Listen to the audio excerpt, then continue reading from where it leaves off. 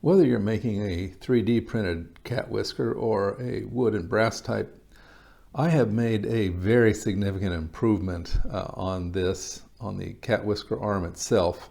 And what I did in the past is I would stuff this ball with steel wool, and that allowed me to slide the arm back and forth and cover the whole mineral well here.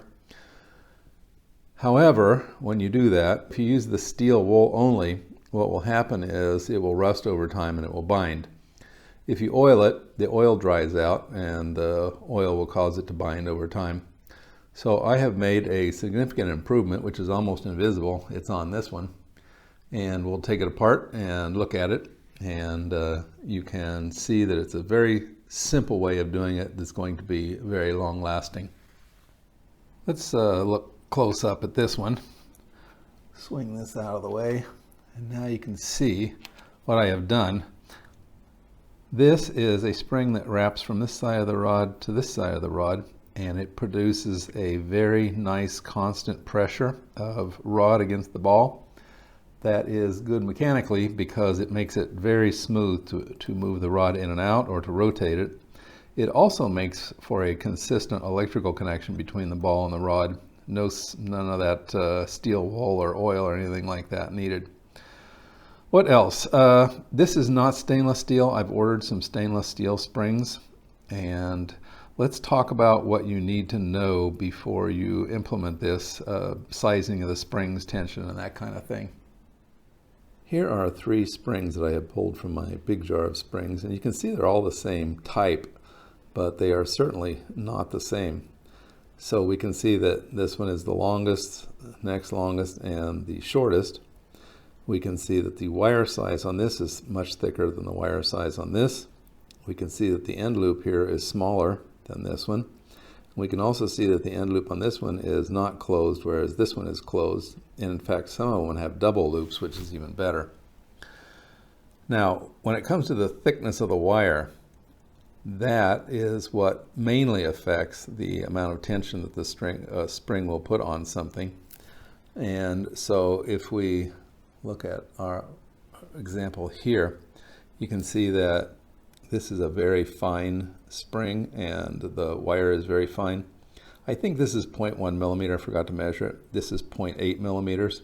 This is a very stiff spring, too much for my taste, and this one is too light for my taste. And you can see they vary in thickness as we go down. So that's wire thickness.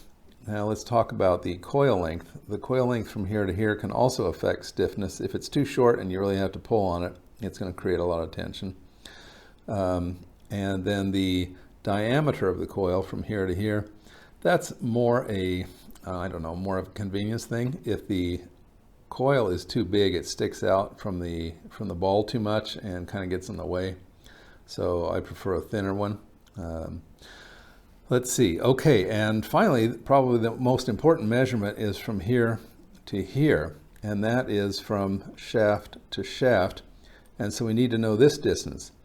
If the distance here to here is too long, it won't put any pressure. The coil will not be stretched. And if it's too short, it'll put too much pressure. So how do we calculate that? Well, with a 19 millimeter ball, we can plug that into a circumference calculator, and 19 millimeters comes out to a 60 millimeter circumference.